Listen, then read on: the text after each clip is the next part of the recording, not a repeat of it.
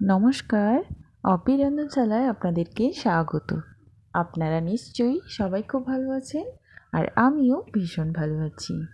আজকে অনেক দিন পর আবারও একটা চিকেনের খুব সহজ রেসিপি নিয়ে চলে এসেছি। আজকে আমি খুব সহজেই চিকেন কারি বানিয়ে দেখাবো আপনাদের। তো চলুন দেখে নিই কীভাবে খুব সহজে চিকেন কারি বানিয়ে নিই। প্রথমেই আমি কড়াই গরম করে তার মধ্যে সরষের তেল দিয়ে দিলাম।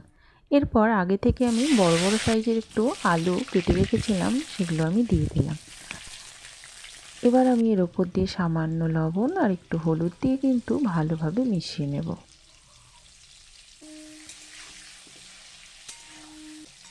ভালোভাবে মিশিয়ে কিন্তু সামান্য গোল্ডেন ব্রাউন হলেই আমি আলুগুলো কিন্তু এবার তুলে নেব। খুব বেশি ভাজার দরকার নেই, একটু গোল্ডেন ব্রাউন হলেই তুলে নেবেন। এরপর ওই একই তেলে আমি চিকেনগুলো একটু দিয়ে দেব। চিকেন দিয়ে চিকেনটাকে একটু হালকা করে আমি ভেজে নেব।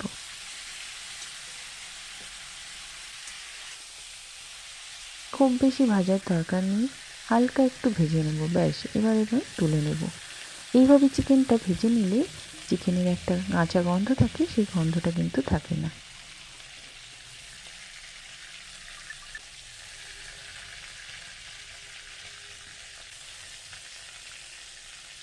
ব্যাস, এইভাবে চিকেনটাকে আমি তুলে নিলাম। এবার আমি চিকেনটা ম্যারিনেট করে নেব। ম্যারিনেট করার জন্য প্রথমেই আমি দিয়ে দিলাম 3 চামচ টক দই আর কাশ্মীরি লঙ্কার গুঁড়ো 1 চামচ, আর দিয়ে দেব কয়েকটা চেরা কাঁচা লঙ্কা।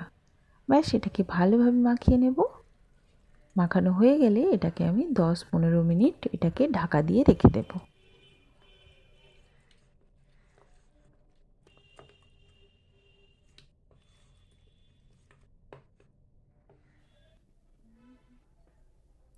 আর ওই একই কড়াইয়ে আরও কিছুটা পরিমাণ তেল আমি দিয়ে দিলাম। একে একে তেজপাতা, শুকনো লঙ্কার ফোড়ন দিয়ে দিলাম গোটা গরম মশলা। ব্যাস, এবার আমি পেঁয়াজগুলো দিয়ে দিলাম। পেঁয়াজটা দিয়ে ভালোভাবে লাল লাল করে আমি ভেজে নেব।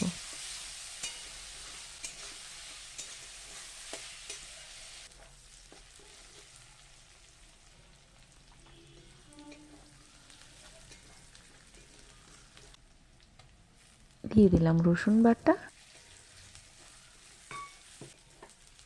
রসুন দিয়ে ভালোভাবে কিন্তু এটাকে ভেজে নিতে হবে। তারপরে আমি দিয়ে দিলাম আদা বাটা।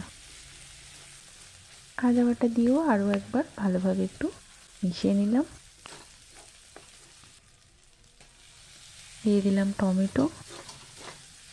টমেটো আমি একটা ছোটো সাইজের দিয়েছি, যেহেতু টক দই আছে তাই জন্য।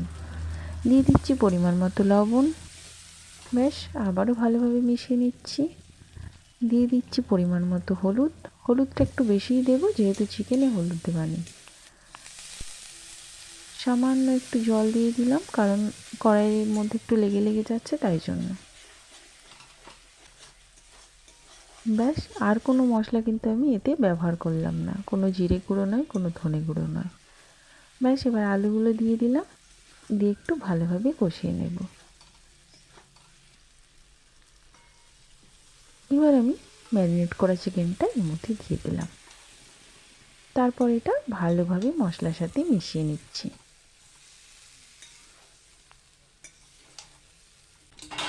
এবার এটাকে একটু ঢাকা দিয়ে দিয়ে ভালোভাবে কষে নেব।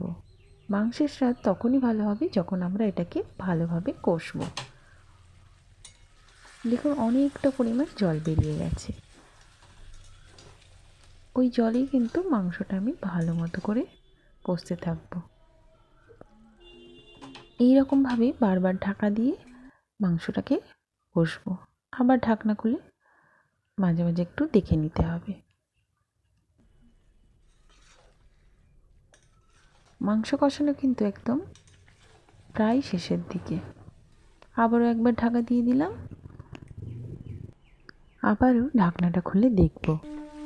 দেখুন, একদম মাংস থেকে কিন্তু তেল ছেড়ে গেছে, আর রঙটা কিন্তু দারুণ হয়েছে। এই পর্যায়ে আমি দিয়ে দেব জল। আমি জলটা গরম করে রেখেছিলাম আগে থেকে।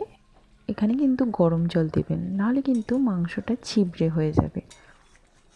মাংসটা কিন্তু আর বেশিক্ষণ রান্না করার প্রয়োজন নেই, কারণ আমি ঢাকা দিয়ে দিয়ে অনেকক্ষণ ধরে কষে কষে রান্না করেছি, তাই চিকেন কিন্তু একদম সেদ্ধ হয়ে গেছে, আলুও সেদ্ধ হয়ে গেছে। এই পর্যায়ে আমি দিয়ে দিচ্ছি সামান্য শাহি গরম মশলা। ব্যাস, একদম তৈরি চিকেন কারি। আপনারাও কিন্তু বাড়িতে এইভাবে চিকেন কারি বানাতে পারেন। আর কেমন হলো এই চিকেন কারিটা অবশ্যই কমেন্ট করে জানাবেন। ভালো লাগলে লাইক করবেন, শেয়ার করবেন।